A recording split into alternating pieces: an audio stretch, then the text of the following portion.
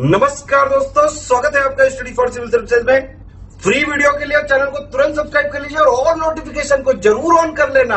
हमारा फ्री वाला टेलीग्राम ये वाला ग्रुप जरूर से जरूर ज्वाइन कर लीजिएगा। दोस्तों, हम अपने इतिहास का रिवीजन कर रहे थे और इतिहास को दोहराने के इस क्रम में इस समय हम गुप्त साम्राज्य की यात्रा आरंभ करने वाले हैं। इससे पहले हमने मौर्योत्तर युग को समाप्त किया है और उसकी विभिन्न राजनीतिक और आर्थिक दशाओं को देखा है। उस समय चलने वाली मुद्राओं का वर्णन देखा है, कौन सी धातु के सिक्के चलते थे, किस प्रकार का समाज था, यह सब कुछ हम देख चुके हैं। यह जो वीडियो है यह हिंदी भाषा का है, मतलब इतिहास का रिवीजन हम हिंदी भाषा में कर रहे हैं। इसका पीडीएफ भी हिंदी मीडियम का है और जो समझाने की भाषा है वो भी हिंदी है। अगर आप चाहते हैं कि इंग्लिश मीडियम का वीडियो हो तो वह भी साथ में बन रहा है और पूरी प्लेलिस्ट चैनल पर बनी हुई है, आप सर्च करके देख सकते हैं। आगे चलते हैं। और अगर आप हमारे पेड कोर्सेज ज्वाइन करना चाहते हैं तो ये 2 नंबर है, इस पर संपर्क कर सकते हैं। ये मोबाइल नंबर है। और फ्री वाला जो टेलीग्राम का ग्रुप है स्टडी फॉर सिविल सर्विसेज के नाम से, उसको जरूर ज्वाइन कर लीजिए क्योंकि वहाँ नोटिफिकेशन और सूचनाएं आपको लगातार मिलते रहते हैं। ये हमारे चैनल का लोगो है और ये वेबसाइट है। जो नीले रंग की लाइन आपको दिख रही है ये वेबसाइट का लिंक है, इस पर आप विजिट कर सकते हैं। जो अनुक्रमणिका है इसको देखे काफी दिन हुआ, आइए देख लेते हैं। इस समय हमारी जो स्थिति है वो यहाँ पर है। मौर्योत्तर काल के बाद अब जो गुप्त काल है वहां पर हम प्रवेश करने वाले हैं और उसके बीच में हमने प्राचीन भारत में जो स्थापत्य कला है उसको भी देखा है और अभी देखना बाकी भी है, तो काफी हद तक इसमें चीजें बची हुई हैं। मौर्योत्तर काल को हम देख चुके हैं, इससे पहले हमने यूनानी आक्रमण, मौर्य साम्राज्य, ये सब देख लिया था। तो चलिए चलते हैं और देखते हैं कि गुप्त वंश की नींव किस प्रकार से पड़ती है और आगे के जो साम्राज्य है उनका विकास कैसे होता है। गुप्त और गुप्तोत्तर युग मतलब गुप्तों का काल और उसके बाद जो उनका उत्तर काल था, उनके बाद का जो समय था वो भी इसमें शामिल है। तो देख लेते हैं। गुप्त वंश का संस्थापक था श्रीगुप्त। स्थापना करने वाले व्यक्ति का नाम था श्रीगुप्त। और गुप्त वंश का जो अंतिम शासक था वो विष्णुगुप्त था। श्रीगुप्त से शुरुआत होती है और विष्णुगुप्त पे समापन होता है। और गुप्त वंश का वास्तविक संस्थापक कहा जाता है चंद्रगुप्त प्रथम को। चंद्रगुप्त प्रथम और चंद्रगुप्त द्वितीय ये गुप्त वंश से संबंधित हैं और चंद्रगुप्त मौर्य इनसे अलग है। उनका संबंध किससे है? मौर्य काल से है। मौर्य वंश के संस्थापक के तौर पे उन्हें देखा जाता है। तो चंद्रगुप्त नाम से कई शासक हैं, यहाँ कंफ्यूज नहीं होना है। चंद्रगुप्त द्वितीय जो थे वो विक्रमादित्य के नाम से जाने जाते थे और ये जो है ये चंद्रगुप्त प्रथम है जो कि गुप्तों की वास्तविक शक्ति के संस्थापक माने जाते हैं। यहां तक हमने देखा। अब इसके बाद जो गुप्तकालीन अभिलेख हैं इसमें कुछ मंत्रियों का उल्लेख प्राप्त होता है। जैसे मौर्य वंशीय प्रशासन में मंत्री थे और विभिन्न अधिकारी हुआ करते थे, वैसे ही यहाँ पर भी कुछ अमात्य हैं। उस समय मंत्रियों को अमात्य कहा जाता था। तो यह जो अमात्य हैं ये किस प्रकार के हैं इन्हें देख लेते हैं। पहला जो है वो कुमारामात्य है। यहाँ आप देख रहे हैं ये सब क्या है, गुप्तकालीन जो अभिलेख मिले हैं उसमें मंत्रियों के लिए वर्णित शब्द हैं। तो जो कुमारामात्य होते थे ये प्रांतीय अधिकारी होते थे, मतलब प्रादेशिक स्तर पर इनका जो जिम्मा था प्रशासन संभालने का वो दिया गया है। इसके बाद महासेनापति होता था जो कि पूरी सेना का सर्वोच्च अधिकारी होता था। मतलब सेना का अधिकारी होना एक बात है और सेना का जो सबसे बड़ा वाला अधिकारी है वो कहलाता था महासेनापति। इसके बाद महादंड नायक होता था, ये युद्ध मंत्री होता था। युद्ध और न्याय मंत्री दोनों ही भूमिकाओं में ये रहता था। दंड नायक शब्द जो है ये दंड विधान को इंगित करता है, तो इसका मतलब ये है कि ये युद्ध और न्याय मंत्री की भूमिका में रहता था। इसके बाद महासंधि विग्राहिक होता था या महासंधि विग्राहक होता था। जैसा इसका नाम है वैसा गुण है, संधि विग्राहक यानी संधियों को जन्म देने वाला या संधियों का विग्रह करने वाला। तो यह शांति और वैदेशिक नीति का प्रधान होता था, मतलब एक तरह से विदेश मंत्री होता था और वैदेशिक मामलों को देखता था। इसके बाद दंड पाशिक होता था। इस पर प्रश्न बनते हैं कि यह जो पद था यह किसके लिए उल्लिखित है। तो दंड पाशिक जो था ये पुलिस विभाग का सबसे प्रमुख अधिकारी होता था, सबसे सर्वोच्च अधिकारी के तौर पे देखा जाता था। सर्वाध्यक्ष जो था इसका नाम है सर्वाध्यक्ष यानी सभी का अध्यक्ष। तो यह सभी जितने भी केंद्रीय विभाग होते थे उनका प्रमुख अधिकारी होता था, मतलब उनका एक तरह से सर्वोच्च अधिकारी ये देखा जाता था। इसके बाद महाबलाधिकृत का नाम आता है। आपने इससे पहले महासेनापति का नाम देखा है। तो महासेनापति सेना का सर्वोच्च अधिकारी था और ये जो महाबलाधिकृत था या महाबलाधिपति भी इसको कहा जाता था, तो यह सेनापति होता था। जिसके नाम में सेनापति लिखा है वो सेनापति नहीं है, वह अधिकारी है, सर्वोच्च अधिकारी है। और यह जो महाबलाधिकृत है ये सेनापति है। तो थोड़ा सा यहाँ विरोधाभास है, इसको ध्यान दीजिएगा। इसके बाद अग्रहारिका है। अग्रहारिका जो था ये दान विभाग का मुखिया था। दान देने का प्रचलन काफी बड़े पैमाने पर था, तो उसकी भी देखरेख के लिए एक विभाग बनाया गया था और उस विभाग की देखरेख का जिम्मा, उसके विभाग के संचालन का जिम्मा ये अग्रहारिका या अग्रहारिक का होता था। इसके बाद यहाँ आप देख सकते हैं भंडागारा धृकृत, ये भंडार गृह का अधिपति होता था। अब भंडार गृह का मतलब यहाँ पर किससे है? धन भंडार से है, अन्न भंडार से नहीं है। तो यह धन भंडार राजकोष कहलाता था। तो ये राजकोष का मुखिया होता था, राजकोष का अधिकारी होता था, मतलब ये ट्रेजरी ऑफिसर होता था। इसके बाद दंडपाशिक है। दंडपाशिक जो था ये पुलिस विभाग का सर्वोच्च अधिकारी होता था। वैसे ही विनय स्थित है या विनय स्थिति, यह जो थे ये शिक्षा और धार्मिक मामलों के प्रधान होते थे। शिक्षा का भी जिम्मा जो था इन्हीं के पास था और धार्मिक मामलों की देखरेख का जो कार्यभार था वो भी इन्हीं के पास था। इसके बाद महाअक्ष पटलिक है। तो महाअक्ष पटलिक जो था ये लेखा विभाग का अधिकारी होता था। लेखा विभाग पूरी तरह से इसी के जिम्मे होता था। और अंत में चौरोदरक निक था या चौरोदर निक था। ये असल में क्या था? ये गुप्तचर विभाग का प्रधान था। आपने देखा कि गूढ़ पुरुष शब्द जो है अर्थशास्त्र नामक ग्रंथ में मौर्य काल में गुप्तचर के लिए इस्तेमाल होता है। गुप्तचरों को गूढ़ पुरुष के तौर पे देखा जाता था। इसमें दो भाग थे, संस्था और संचरा, वो सब आप देख चुके हैं। अब यहाँ पर जो गुप्तचर विभाग का प्रधान है उसको चौरोदर निक के तौर पे देखा जाता है। चौर मतलब होता है चोर, तो चोरों का पता लगाने वाला, वो कहलाते हैं गुप्तचर। ये कुछ प्रमुख अधिकारियों का वर्णन यहाँ प्राप्त होता है। और बगल में कुछ सिक्के आप देख रहे हैं, तो इन सिक्कों को देख लीजिए। ये गुप्तकालीन सिक्के हैं और इन पर वीणा बजाते हुए एक राजा का चित्रण किया गया है। एक राजा है जिसके हाथ में वीणा नामक एक वाद्य है। वीणा जो है वो इसके हाथ में है, माता सरस्वती के हाथ में वीणा है और वो बजा रही हैं, तो वही वाली वीणा इनके भी हाथ में है। और ये समुद्रगुप्त है, मतलब ऐसा कहा गया है कि ये राजा जो है ये कोई और नहीं समुद्रगुप्त है। यहाँ आप इसे जूम करके देख लीजिए। देखिए ये पहला है सामने का भाग और ये दूसरा हिस्सा है सिक्के का। यहाँ देख लीजिए समुद्रगुप्त के कुछ अन्य गुणों को सिक्कों पर दर्शाया गया है और सिक्कों पर इसे वीणा बजाते हुए दिखाया गया है। ये आप देख रहे हैं। आगे चलते हैं। सिक्के महत्वपूर्ण होते हैं, तत्कालीन सम्राट और उस समय की जो स्थितियां थी उनकी सटीक जानकारी देते हैं। इसके बाद सबसे पहले हम शुरू करते हैं, अगर गुप्त काल को समझना है तो उसके संस्थापक को देखना पड़ेगा। और हमने देखा कि गुप्त वंश का संस्थापक कौन है? श्रीगुप्त है। हमने ये तो देख लिया कि इस समय मंत्री कौन कौन होते थे और कौन कौन से प्रमुख अधिकारी थे। सिक्कों को भी हमने एक बार देख लिया, लेकिन श्रीगुप्त के बारे में नहीं जाना। तो आइए श्रीगुप्त के बारे में देख लेते हैं। ये था कौन? श्रीगुप्त ने महाराज की उपाधि को धारण किया था और इसके बाद घटोत्कच जो है ये शासक बनता है। यहां पर इसके उत्तराधिकारी का वर्णन है। तो श्रीगुप्त का उत्तराधिकारी कौन है? घटोत्कच। और इसने भी महाराज की उपाधि को धारण किया था। तो गुप्त वंश की स्थापना का श्रेय जो है वो श्रीगुप्त को दिया जाता है और गुप्तकालीन राजा महाराज की उपाधि को धारण करते थे। हालांकि महाराज की उपाधि कोई नई नहीं है, लेकिन यहाँ पर प्रामाणिक तौर पे उसे धारण करने का जो वर्णन है वो प्राप्त होता है। तो श्रीगुप्त के द्वारा इसकी स्थापना की जाती है और इसका जो सक्सेसर है, इसका जो उत्तराधिकारी है वो इसका बेटा है घटोत्कच।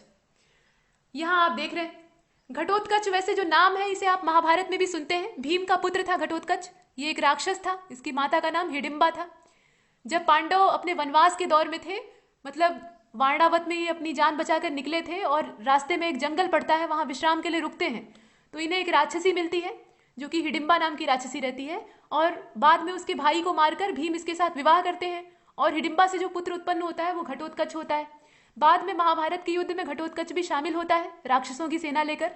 और अंत में कर्ण के पास एक विशिष्ट इंद्र के द्वारा दी गई शक्ति रहती है, एक अग्नि शक्ति।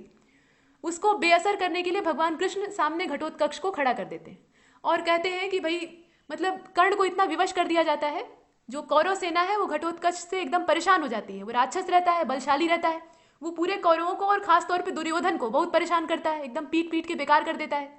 तो सब चिल्लाने लगते हैं कि कर्ण हमें बचाओ। ऐसा वो क्यों कहते हैं? क्योंकि कर्ण उस समय सेनापति रहते हैं। तो कर्ण से आग्रह किया जाता है कि इनकी रक्षा करिए और रक्षा करने का एकमात्र उपाय रहता है एक अग्नि शक्ति। और एक अग्नि शक्ति की विशेषता ये रहती है कि वो एक ही बार काम करती है, मतलब उसका उपयोग सिर्फ एक बार किया जा सकता है। उसके बाद वो देवराज इंद्र जो कि उसे दिए थे उनके पास वापस लौट जाएगी। तो कर्ण को विवश होकर वो जो एक अग्नि शक्ति है वो घटोत्कच के ऊपर इस्तेमाल करनी पड़ती है और घटोत्कच यहाँ शहीद हो जाता है। तो ये सारी सूचनाएं हमें प्राप्त होती हैं। तो कुल मिलाकर ये वो घटोत्कच नहीं है, यहाँ पर नाम है ये, और यह भी महाराज की उपाधि को धारण करता है। तो इस प्रकार से हमने संस्थापक को देखा। अब चंद्रगुप्त प्रथम को देखिए, क्योंकि यहीं से वास्तविक संस्थापक का जो श्रेय है वो इन्हें मिलता है। तो चंद्रगुप्त मौर्य का जो शासनकाल है वो हमने मौर्य वंश में देखा है। यहाँ पर जो चंद्रगुप्त है ये गुप्तकालीन है और इसका समय है 319 ईस्वी से लेकर 334। ये इसके शासनकाल का दौर है। यह गुप्त वंश का वास्तविक संस्थापक था। इसकी राजधानी थी पाटलिपुत्र। यहां पर राजधानी इनकी क्या थी? पाटलिपुत्र थी। इसको ध्यान दीजिएगा। इसने महाराजाधिराज की उपाधि को धारण किया था और राज्यारोहण की जो इसकी तिथि है वो 319 ईस्वी है। ये ईस्वी में है, ईसा पूर्व में नहीं। तो 319 ईस्वी और ये गुप्त संवत का आरंभ मानी जाती है। मतलब राज्यारोहण की तिथि से ही नए संवत चलते थे। आपने पीछे कनिष्क वाले संदर्भ में काफी विवाद देखा है इसमें। तो वैसे ही यहाँ भी 319 ईस्वी जो है ये गुप्त संवत का आरंभ मानी जाती है। और चंद्रगुप्त प्रथम का विवाह लिच्छवी की राजकुमारी कुमार देवी के साथ हुआ था। चंद्रगुप्त प्रथम, इसकी महारानी कौन थी? कुमार देवी थी, जो कि लिच्छवी कन्या थी। और गुप्त वंश में सबसे पहले सोने के सिक्के चलवाने वाला जो शासक था वो भी यही था। हम ये नहीं कह सकते कि प्राचीन वंशावलियों में सबसे पहले सोने के सिक्के इसने चलवाए। सोने के सिक्के पहले से ही चल रहे थे, इसका जिक्र आपने पीछे देखा है। लेकिन गुप्त वंश में सबसे पहले सोने के सिक्के जारी करवाने का जो श्रेय है वो चंद्रगुप्त प्रथम को दिया जाता है। और चंद्रगुप्त प्रथम ने ही गुप्त संवत की स्थापना की थी। कैसे? तो राज्यारोहण की जो तिथि है वहां से गुप्त संवत का आरंभ माना जाता है। ये कुछ जानकारी इसके बारे में है और यही है गुप्त शक्ति का वास्तविक संस्थापक। इसके बाद समुद्रगुप्त पराक्रमांक को देख लीजिए। ये पराक्रमांक के तौर पे देखा जाता है, मतलब ये पराक्रमी था, बहादुर था। तो ये उपाधि के तौर पे इसके आगे जुड़ गया है। इसका नाम था समुद्रगुप्त। और समुद्रगुप्त के कुछ सिक्कों पर काच नाम उत्कीर्ण है, मतलब राजा के लिए काच शब्द का उल्लेख किया गया है।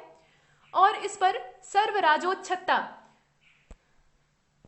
यह जो विरुद्ध है यह भी मिलता है। यहां पर देखिए कुछ शब्द जो है बड़े विचित्र प्रकार से दिए गए, मतलब गलत दिए गए हैं। विरुद्ध का मतलब होता है विपरीत, ये विरुद्ध नहीं है, ये है विरुद्ध, ऐसे लिखा हुआ है, ये विरुद्ध है। विरुद्ध का मतलब होता है उपाधि या तगमा। तो ये जो उपाधि है ये इसके नाम से है और इसका नाम मतलब उपाधि आप देख लीजिए। ये राजा तो था ही, लेकिन राजा के साथ इसकी उपाधि क्या थी? सर्वराजोच्छत्ता या सर्वराजोच्छता, ये उपाधि है। और अभिलेखों में यह विरुद्ध जो है ये समुद्रगुप्त के लिए इस्तेमाल हुआ है। तो विरुद्ध नहीं है, विरुद्ध है, ठीक है। ये समुद्रगुप्त के बारे में सूचनाएं हैं। और समुद्रगुप्त ने कविराज की उपाधि को धारण किया था।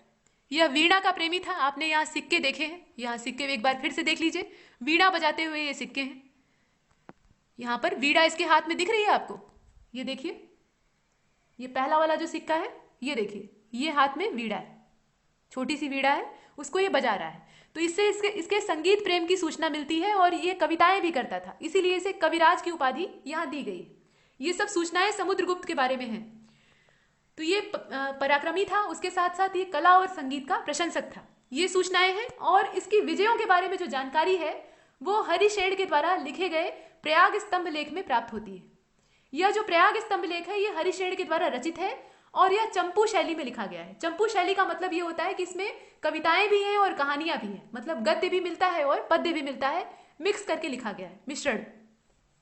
इसके बाद इसने कविराज की उपाधि धारण की थी। ये वीणा का प्रेमी था और इसके दरबार में प्रसिद्ध बौद्ध विद्वान वसुबंधु रहते थे। वसुबंधु एक बौद्ध विद्वान थे और इस बात से ये पता चलता है कि ये सभी धर्मों को बराबर सम्मान देता था। इसके बाद चंद्रगुप्त द्वितीय को देख लीजिए, जिन्हें कि चंद्रगुप्त विक्रमादित्य या देवगुप्त भी कहा जाता था, मतलब इनके कई नाम थे। विक्रमादित्य की इन्होंने उपाधि धारण की थी और यहाँ से विक्रमादित्य का एक फैशन सा निकल पड़ता है, मतलब इनके प्रताप को देखते हुए विक्रमादित्य को लोग शानो शौकत में धारण करने लगते हैं। और अंतिम इस उपाधि का जो धारक था वो हेमू था, जिसे कि अकबर ने हरा दिया पानीपत के युद्ध में, और उसी के साथ जो हिंदू शाही वंश है उसका अंत हो जाता है। तो यहाँ पर चंद्रगुप्त द्वितीय या चंद्रगुप्त विक्रमादित्य के बारे में देखते हैं। इनकी उपाधियां और है विक्रमांक, विक्रमादित्य और परम भागवत। अन्य नाम अगर देखना चाहे तो देवगुप्त, देवराज और देवश्री, ये सब नाम इनके लिए उल्लिखित है। चंद्रगुप्त द्वितीय के शासन काल में गुप्त साम्राज्य अपने उत्कर्ष पे था, मतलब चरमोत्कर्ष पे था, चरम सीमा पर। और कोई भी साम्राज्य जो है वो चरम सीमा पर जब होता है तो उसके बाद उसका पतन होता है, मतलब एकदम पहाड़ी की चोटी से आप नीचे ही उतरते हैं, अब ऊपर कहाँ जाएंगे।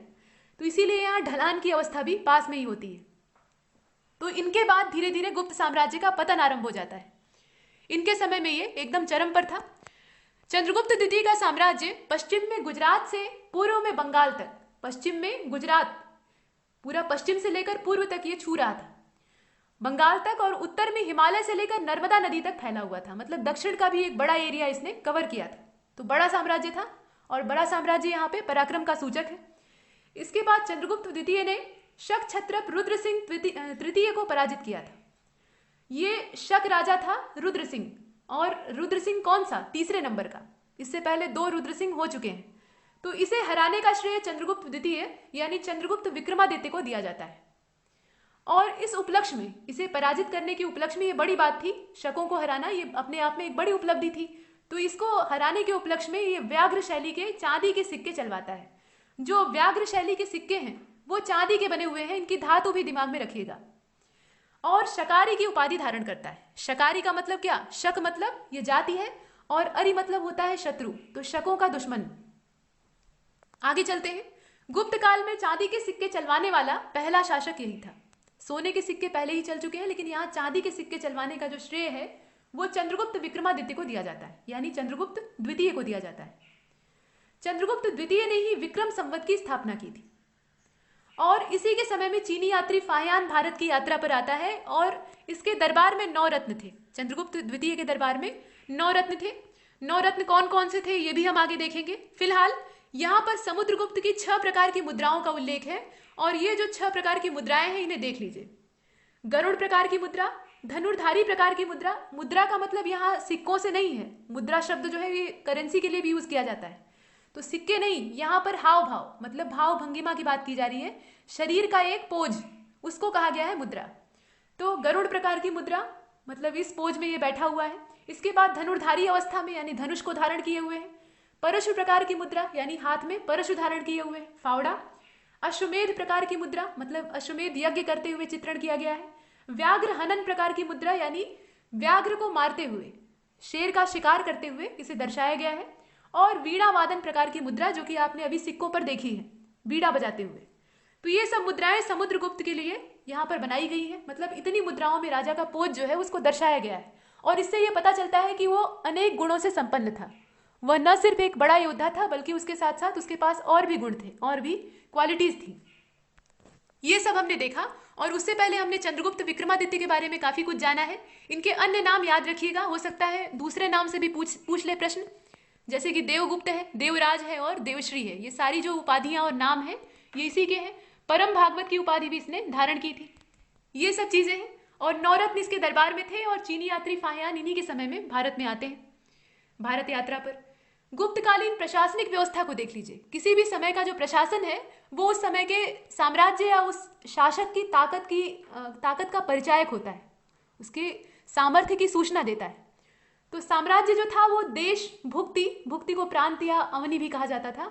उसके अलावा विषय, वीथि, पेठ और ग्राम, इनमें बटा हुआ था। मतलब जैसे आपने मौर्यों के समय में प्रशासन का विभाजन देखा है, उसमें अलग अलग स्तर थे, वैसे ही यहाँ भी विभिन्न स्तर थे।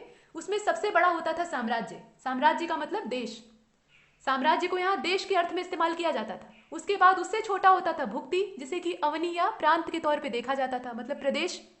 उसके बाद जिले होते थे जिन्हें कि विषय कहा जाता था, तहसीलें होती थी जिन्हें कि वीथि कहा जाता था, और पेठ होते थे। पेठ जो होते थे वो कई ग्रामों का समूह होते थे, मतलब कई गांवों का ग्रुप होते थे, और अंत में सबसे छोटी इकाई गांव होती थी। तो मौर्य साम्राज्य के प्रशासन और गुप्तकालीन प्रशासन में यहाँ जो समानता है वो क्या है कि सबसे छोटी इकाई इनमें प्रशासन की गांव ही होती थी। ये हमने देखा, इन्हें याद रखिएगा। पेठ जो था ये गांव और वीथि जो थी मतलब तहसील, उसके बीच की इकाई थी, और ये कई गांवों का समूह होता था। गुप्त वंश ने 275 से लेकर 550 ईस्वी तक शासन किया, लंबा समय था। और इस वंश की स्थापना लगभग 275 ईस्वी में महाराज श्रीगुप्त के द्वारा की गई थी। महाराज की उपाधि इसने धारण की थी, और बाद में घटोत्कच भी यही उपाधि धारण करता है। लेकिन गुप्त वंश का जो सबसे प्रतापी सम्राट देखा जाए, मतलब पहला शक्तिशाली शासक, वो चंद्रगुप्त प्रथम था, पहला। और इसने 319 से लेकर 335 तक शासन किया। इसने अपनी महत्ता को सूचित करने के लिए पूर्वजों के विपरीत महाराजाधिराज की उपाधि को धारण किया। महाराज की उपाधि तो पहले से ही थी, उसमें थोड़ा और महिमाएं जोड़ दी गई, और ये बन गया महाराजाधिराज, मतलब और बड़ा वाला महाराज। तो इस प्रकार की उपाधि ये धारण करता है। और गुप्त संवत का प्रवर्तक जो है ये चंद्रगुप्त प्रथम को ही माना जाता है, और उसकी तिथि जो है उसको याद रखिएगा। गुप्त संवत का आरंभ हुआ था 319 ईस्वी में। इसके राज्याभिषेक की ये तारीख है चंद्रगुप्त प्रथम के, वहीं से ये गुप्त संवत शुरू होता है। अब इसके बाद कुछ किताब का यहाँ जिक्र किया गया है। ये किताब है इतिहासकार विंसेंट स्मिथ की। किताब का नाम क्या है? The early history of India. इसमें समुद्रगुप्त की वीरता और विजयों का काफी वर्णन किया गया है, मतलब बड़े पैमाने पर वर्णन किया गया है। और इससे मुग्ध होकर, इससे काफी प्रभावित होकर विंसेंट स्मिथ ने इसे भारतीय नेपोलियन की संज्ञा दी है। नेपोलियन बोनापार्ट का नाम आपने सुना है। वो कभी हार नहीं मानता था। असंभव शब्द उसके शब्दकोश में या उसकी डिक्शनरी में नहीं था। तो समुद्रगुप्त भी कुछ कुछ वैसे ही गुणों वाला था और इसकी वीरता से प्रभावित होकर ये जो इतिहासकार हैं विंसेंट स्मिथ, इन्होंने यहाँ पर इसे भारत के नेपोलियन की संज्ञा दी है। और देखिए दोस्तों, मौर्य वंश और गुप्त वंश ये दोनों ही राजवंश ऐसे थे जिन्होंने भारतीय संस्कृति को काफी हद तक सुरक्षित रखा। बाकी समय तो जो हमारी सभ्यता थी, प्राचीन सभ्यता, उसका लगातार पतन होता रहा। तो भारतीय संस्कृति को सहेजने का श्रेय इन्हीं प्राचीन राजवंशों को दिया जाता है। इसके बाद इलाहाबाद का जो अशोक स्तंभ है, मतलब अशोक का स्तंभ अभिलेख है, वो समुद्रगुप्त के शासन के बारे में सूचना देता है। समुद्रगुप्त का शासन यानी 335 से लेकर 375 उस समय काल की ये जानकारी देता है। और इस स्तंभ पर समुद्रगुप्त के संधि विग्राहिक हरिशेन ने, संधि विग्राहिक का मतलब समझ रहे हैं, वही विदेश मंत्री, तो समुद्रगुप्त का विदेश मंत्री था हरिशेन। उसने संस्कृत भाषा में काफी प्रशंसा की है इसकी, मतलब एक प्रशंसा में पूरा जो रचना है वो लिख डाली है। और इसी को प्रयाग प्रशस्ति कहा जाता है। प्रयाग प्रशस्ति कुछ और नहीं है, यहाँ पर प्रशस्ति का वर्णन है। प्रशस्ति मतलब क्या होता है? महानता या महत्ता, प्रसिद्धि, उसका विवरण। तो हरिशेन के द्वारा ये विवरण प्रस्तुत किया गया है। और हरिशेन कौन था? ये समुद्रगुप्त का विदेश मंत्री था। संधि विग्राहक की जो उपाधि है ये विदेश मंत्री को दी जाती थी। ये कुछ हमने जाना। और चूंकि ये प्रशस्ति ग्रंथ है, मतलब इसमें सिर्फ और सिर्फ तारीफ की गई है, तो इस वजह से इसमें जो समुद्रगुप्त की विजय है, मतलब जीत है, उसका विवरण दिया गया है। और इस प्रशस्ति में समुद्रगुप्त के कुछ प्रशासनिक पदाधिकारियों के नाम मिलते हैं, जैसे कि संधि विग्राहिक, इसके अलावा खाद्य पटलिक और कुमारामात्य, महादंड नायक। इस प्रकार की जो उपाधियां हैं वो यहाँ से प्राप्त होती। इसे आप देख रहे हैं, संधि विग्राहिक, खाद्य पटलिक, यहाँ पर गलत छपा हुआ है, खाद्य पटलिक था ये। इसके अलावा कुमारामात्य और महादंड नायक, ये सब जो टाइटल है ये पदाधिकारियों के लिए इस्तेमाल होती हैं और ये गुप्त काल में मिलती है, खासतौर पे समुद्रगुप्त के समय में। तो ये सारी सूचना हमें कहाँ से मिलती है? ये सब प्रयाग प्रशस्ति से प्राप्त होती है। लिखने वाले कौन है? हरिशेन है। और इसकी भाषा याद रखिएगा, भाषा है संस्कृत। आगे चलते हैं। अशोक निर्मित यह स्तंभ जो है यह मूलतः कौशाम्बी में स्थित था, मतलब इसकी लोकेशन पहले से वो नहीं थी जहां पर यह है। बाद में अकबर, जो कि शहंशाह था मुगल कालीन, उसके द्वारा इसे इलाहाबाद में स्थापित करवाया गया। और इस स्तंभ पे जहांगीर और बीरबल का भी उल्लेख प्राप्त होता है। ये जो स्तंभ है इस पे जहांगीर और बीरबल का भी उल्लेख है। तो ये बाद में लिखा गया है, ऐसा नहीं कि वो मुगल काल की सूचना पहले से ही किसी स्वप्न के जरिए हरिशेन को मिल गई थी और उन्होंने लिख दिया था। ये बाद में उसमें जोड़ दिया गया है। ये कुछ चीजें यहाँ पर है, मतलब जिक्र प्राप्त होता है। इसके बाद गुप्त शासक चंद्रगुप्त द्वितीय को देख लीजिए। विक्रमादित्य इनका एक और नाम है, मतलब एक उपाधि के तौर पे यहाँ इस्तेमाल किया गया है। देवगुप्त का जो तगमा है वो भी इन्होंने धारण किया था। इसका प्रमाण सांची और वाकाटक अभिलेखों से प्राप्त होता है। अन्य नाम अगर देखा जाए तो देवराज और देवश्री मिलता है। चंद्रगुप्त द्वितीय विक्रमादित्य वह पहला गुप्त शासक था जिसने परम भागवत की उपाधि को धारण किया था। ये बड़ी चीज है, परम भागवत की उपाधि को धारण करने वाला ये पहला गुप्त शासक था। और मेहरौली लेख के अनुसार इसने विष्णुपद पर्वत पर विष्णु ध्वज की स्थापना करवाई थी, मतलब वैष्णव धर्म में इसकी गहरी आस्था थी। और भागवत शब्द इस बात का सूचक है। भगवान कृष्ण ये भागवत धर्म के संस्थापक माने जाते हैं। और भगवान कृष्ण है कौन? तो ये भगवान विष्णु के अवतार है, दूसरे अवतार। मतलब एक सीरियल वाइज अगर देखा जाए तो दूसरे नहीं, लेकिन जो प्रमुख अवतार है उसमें दूसरे, पहले राम और दूसरे कृष्ण। तो परम भागवत की उपाधि धारण करता है। और जो मेहरौली लेख है, कहाँ से क्या प्राप्त हुआ है ये मायने रखता है। तो मेहरौली लेख से हमें ये जानकारी मिलती है, ये सूचना प्राप्त होती है कि विष्णुपद पर्वत पे विष्णु ध्वज की स्थापना इनके द्वारा की जाती है। और दिल्ली में मेहरौली नामक स्थान से जो मेहरौली लौह स्तंभ लेख प्राप्त हुआ है, मेहरौली का जो लौह स्तंभ है वो अपने आप में अनोखा है, उस पर जंग नहीं लगता कभी, जबकि वो लौह स्तंभ है। किस प्रकार का मिश्रण उस पर लेप किया गया है ये आज तक रहस्य का विषय है। तो मेहरौली का जो लौह स्तंभ लेख प्राप्त हुआ है उसका वर्णन, माफ कीजिएगा, उसकी जो स्थिति है वो वर्तमान में कुतुब मीनार के पास में है। मतलब वो कुतुब मीनार के पास में स्थित है, या ये कहना सही रहेगा कि वो कुतुब मीनार के, माफ कीजिएगा, कुतुब मीनार उसके पास स्थित है। कुतुब मीनार मेहरौली के लौह स्तंभ के पास में है, क्योंकि वो बाद में बनी है, वो पहले का बना है। ये आपने देखा। अब ये जो स्तंभ लेख है, मतलब मेहरौली का जो लौह स्तंभ है उस पर जो गुदाई मतलब खुदाई की गई है, उसमें ये वर्णन किया गया है कि चंद्र नाम का कोई राजा था और उसने बहुत वीरता दिखाई और बहुत बड़ा साम्राज्य स्थापित किया। लोग उसका दबदबा मानते थे, मतलब उसके प्रभुत्व को स्वीकार करते थे। चंद्र शब्द का उल्लेख किया गया है, तो ऐसा माना जाता है कि ये चंद्र शब्द जो है ये चंद्रगुप्त द्वितीय के लिए इस्तेमाल किया गया है, मतलब चंद्रगुप्त विक्रमादित्य के लिए यहाँ एक तरह से प्रयोग किया गया है। ये वर्णन यहाँ से प्राप्त होता है। और गुप्त सम्राट चंद्रगुप्त विक्रमादित्य को या चंद्रगुप्त द्वितीय को शक विजेता भी कहा जाता है। पश्चिम भारत में जो अंतिम शक राजा था रुद्र सिंह तृतीय, उसको इसने हराया था 5वीं सदी के पहले दशक में परास्त करके। जो पश्चिमी भारत है वहां पे शक सत्ता का इसने उन्मूलन किया था, मतलब शकों को बाहर खदेड़ दिया था। ये बड़ी चीज है। और शकों को हराने के उपलक्ष्य में इसने शकारी की उपाधि को धारण किया था, मतलब शकों का दुश्मन, शत्रु। और चांदी के सिक्के चलवाए थे जो कि व्याघ्र शैली के थे। इसके अलावा रुपये का यह भी एक प्रकार की मुद्रा है। तो ये सब चीजें हमने देखी।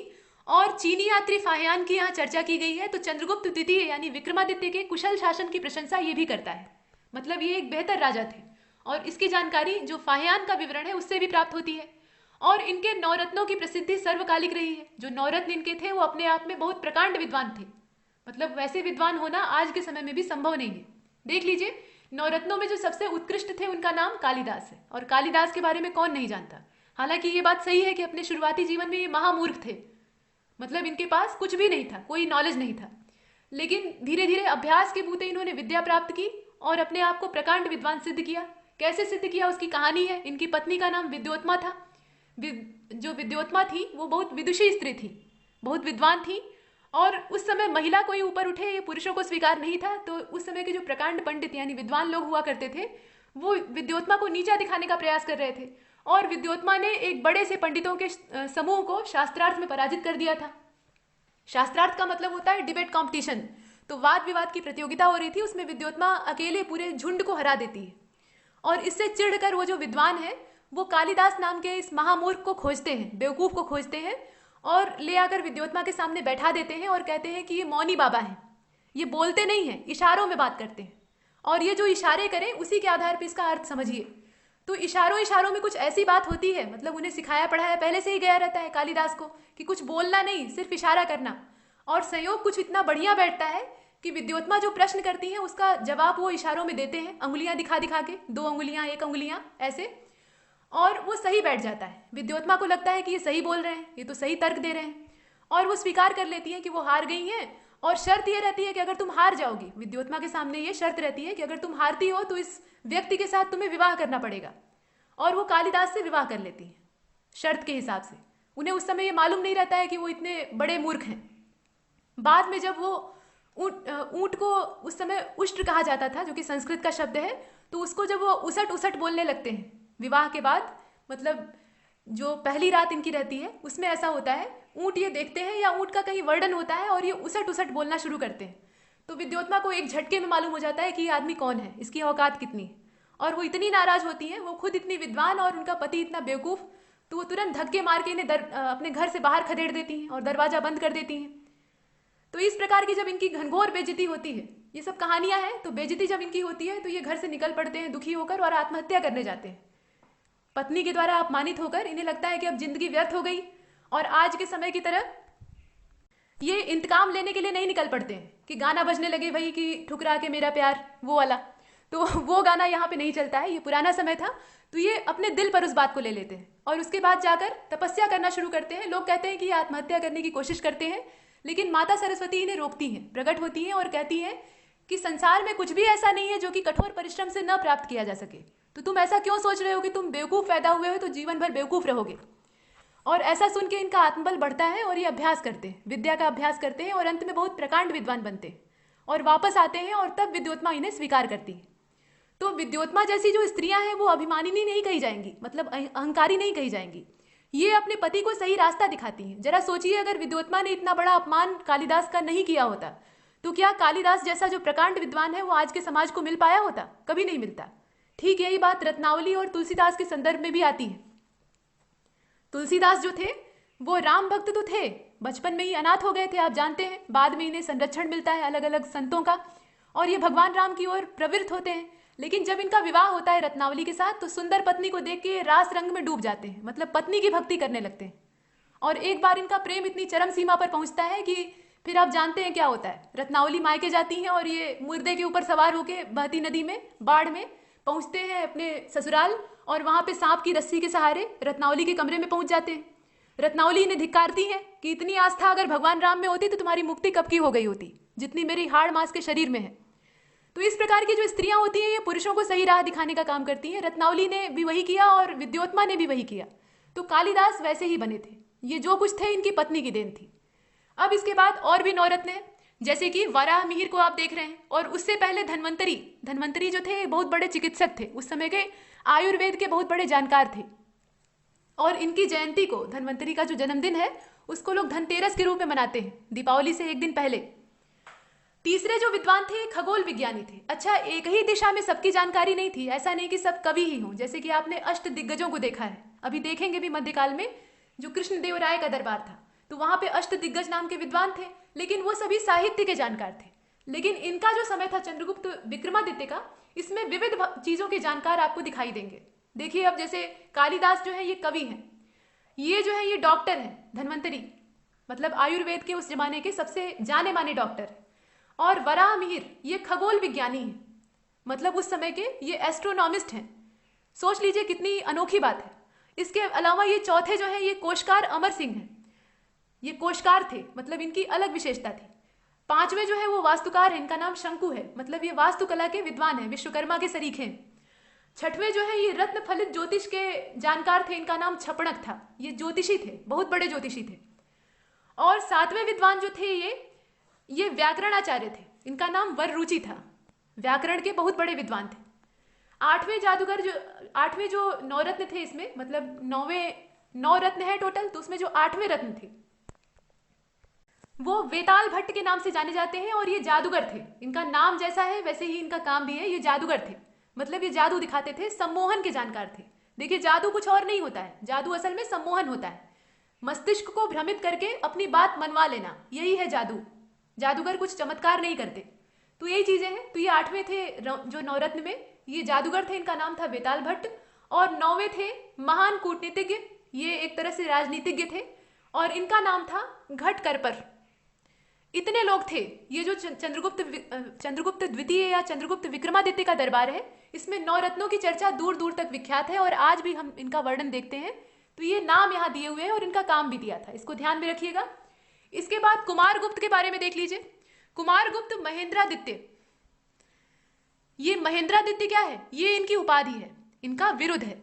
तो इस विरुद्ध को ये धारण करते थे, और ये थे कुमारगुप्त प्रथम।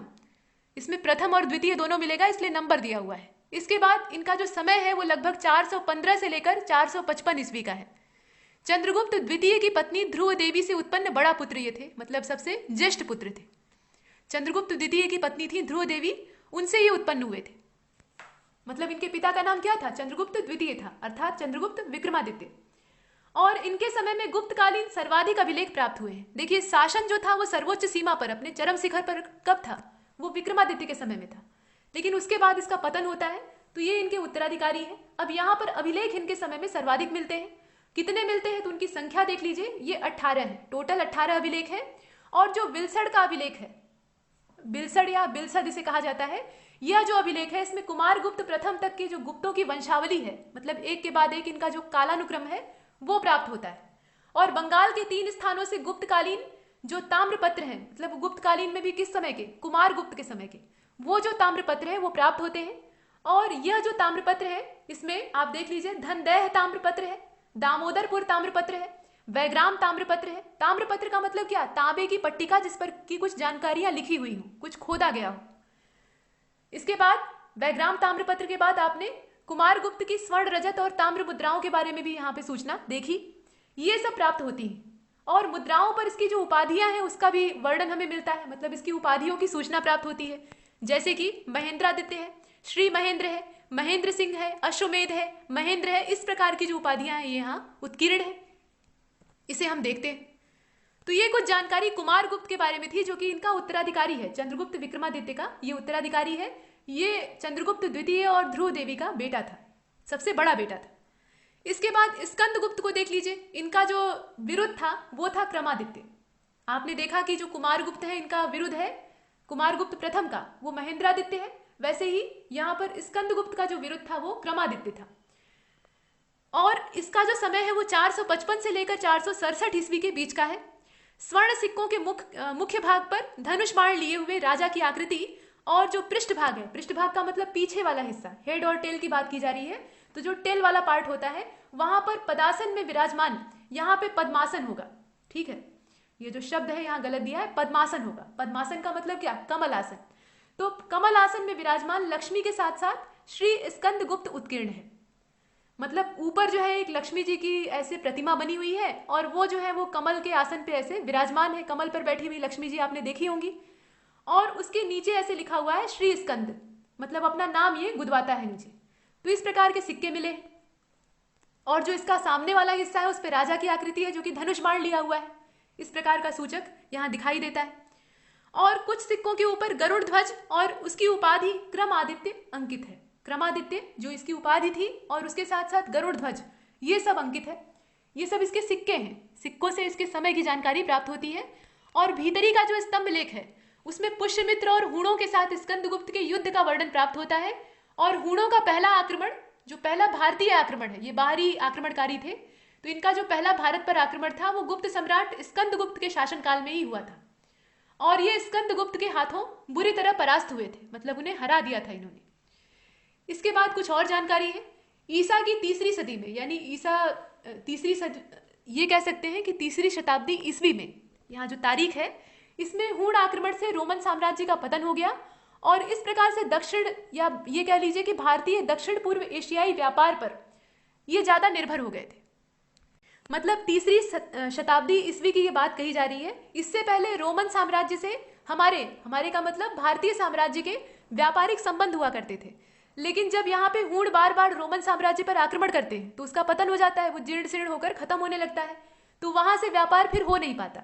तो ऐसे में दक्षिण पूर्व एशिया वाला जो क्षेत्र है वहां पर भारत ज्यादा निर्भर हो गया था, उसे विकल्प तलाशना पड़ा। तो दक्षिण पूर्व एशियाई देशों से यहाँ पर व्यापारिक संबंध स्थापित होते हैं। ये सब हूणों के आक्रमण की वजह से होता है। और हूणों को परास्त करने का जो श्रेय है वो यहाँ पर स्कंदगुप्त को दिया जाता है। इसके बाद तोरमाड़, ये जो व्यक्ति है ये हूणों का नेता था। तोरमाड़ इसका नाम है। ये भारत पर दूसरे हूण आक्रमण का लीडर था। दूसरा हूण आक्रमण, पहला वाला तो माफ कीजिएगा, स्कंदगुप्त ने असफल कर दिया था। लेकिन यहाँ पर ये जो दूसरा वाला हूण आक्रमण होता है इसका जिक्र यहाँ प्राप्त होता है। तो लीडर था तोरमाड़। मध्य भारत के एरर नामक स्थान से वाराह प्रतिमा पर खुदा हुआ उसका लेख मिलता है। मध्य भारत में एरर नाम का जो स्थान है वहां से एक वाराह की मूर्ति मिली है। वाराह मतलब जंगली सुअर। तो वाराह प्रतिमा पर ये जो लेख है ये खुदा हुआ प्राप्त होता है। और इससे पता चलता है कि धन्य विष्णु उसके शासनकाल के प्रथम वर्ष में उसका सामंत था। मतलब यहाँ के देशज शासकों को, या जो अधीन शासक थे, उसे इसने सेवक बना लिया था, मतलब अपने सामंत के तौर पे इस्तेमाल किया था। और मिहिर कुल हूण शासक तोरमाड़ के पुत्र तथा उत्तराधिकारी के तौर पे देखे जाते हैं। मिहिर कुल जो था ये तोरमाड़ का बेटा था और उसका सक्सेसर था, उत्तराधिकारी था। ये बहुत ज्यादा अत्याचारी था। तो हूणों की जो प्रजाति थी वो हिंसक थी। ये बहुत ज्यादा मार काट में और लूटपाट में भरोसा करते थे। तो यह जो मिहिर कुल था ये कोई नया नमूना नहीं था, ये भी उन्हीं में से एक था। इसके बाद चीनी यात्री वेनसांग और मंदसौर के जो अभिलेख के साक्ष्य हैं, मतलब चीनी यात्री वेनसांग का जो विवरण है उसमें, और इसके साथ साथ जो मंदसौर का लेख है, इन दोनों से इस बात का प्रमाण प्रस्तुत होता है कि सबसे पहले गुप्त नरेश बालादित्य और उसके बाद मालव नरेश यशोवर्धन के द्वारा मिहिर कुल को बुरी तरह से पराजित किया गया था। मतलब यहाँ के जो क्षेत्रीय राजा थे वो इसे हरा रहे थे, बार बार हरा रहे थे, और ये एक नंबर का अत्याचारी था। ये हमने देखा। इसके बाद गुप्त काल में बंगाल में ताम्रलिप्ति एक प्रमुख बंदरगाह होता था। तो ताम्रलिप्ति एक प्राचीन बंदरगाह है, प्राचीन पत्तन है, और इसकी जो स्थिति है वो क्या है, बंगाल की है। और ये गुप्त काल में काफी शिखर पर था, मतलब इसका बड़े पैमाने पर उपयोग होता था। क्यों उपयोग होता था, इसकी महत्ता क्या है? तो यहां से उत्तर भारतीय व्यापार और इसके साथ साथ दक्षिण पूर्व एशिया, जहां से नए व्यापारिक संबंध स्थापित हुए थे, इसके साथ साथ चीन, लंका, जावा, सुमात्रा, इन सब देशों के साथ व्यापार होते थे। तो इतने बड़े पैमाने पर अगर यहाँ से व्यापार का क्रियान्वयन हो रहा है तो ये महत्वपूर्ण तो होगा ही। ये प्राचीन बंदरगाह की श्रेणियों में आता है। इसके अलावा पश्चिमी भारत में अगर देखें तो जो प्रमुख बंदरगाह था वो भृगुकक्ष था। भृगुकक्ष का मतलब क्या, यहाँ पे भरोच या भड़ोच की बात की जा रही है, जहां से पश्चिमी देशों के साथ समुद्री व्यापार होता था। तो दो बंदरगाहों को आपने देखा, एक तो ताम्रलिप्ति है जो कि पूर्वी है, और पश्चिमी बंदरगाह में विदेशी व्यापार के लिए भृगुकक्ष का नाम आता है। ताम्रलिप्ति ये आधुनिक पश्चिमी बंगाल के मिदनापुर जिले के तामलुक नामक स्थान को कहते हैं। तामलुक जो है ये ताम्रलिप्ति का ही बिगड़ा हुआ रूप है, बिगड़ते बिगड़ते तामलुक के नाम से जाना जाता है। और ये है कहाँ पे, तो मिदनापुर डिस्ट्रिक्ट में है और ये है कहाँ पे, तो वेस्ट बंगाल में, पश्चिम बंगाल में। कोलकाता से लगभग 33 मील दक्षिण पश्चिम में ये रूपनारायण नदी के पश्चिमी किनारे पर स्थित है। इसकी जो स्थिति है वो दी गई है। ये हमने देखा। अब जो अगला पैराग्राफ है उसमें हमें ये देखना है कि प्राचीन भारत की जो अर्थव्यवस्था थी उसमें श्रेणियों का कितना महत्व था, श्रेणियों का क्या योगदान था और ये किस प्रकार से अर्थव्यवस्था को सहयोग देते थे, इनका संचालन कैसे होता था, संचालन का उत्तरदायित्व किसके पास था, यह सब कुछ देखना है। तो वह अगले वीडियो लेक्चर की चर्चा है। इसमें इतना ही और तब तक के लिए नमस्कार।